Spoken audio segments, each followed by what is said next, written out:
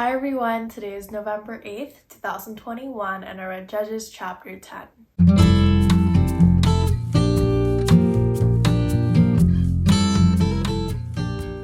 Today's chapter showed the few leaders that rose after Abimelech, and it also shed light on the mistakes of Israel. There is a repeated pattern throughout the Bible, and in this book especially, that I observed.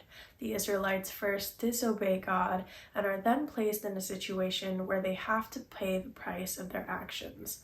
And in the end, they are thankfully delivered by God and get to experience His good grace. Before we move on to the takeaway for today, I want to read out 3 verses. It is verses 13, 14, and 16, and it says, "Yet you have forsaken me and served other gods. Therefore I will save you no more.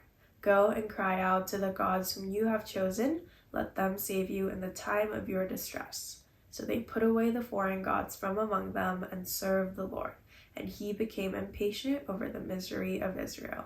Now our God is just and has to judge sin, but He is also understanding and full of love. He knows that as sinners, it's hard to choose God over the worldly pleasures, and He knows all the spiritual battles we face each day.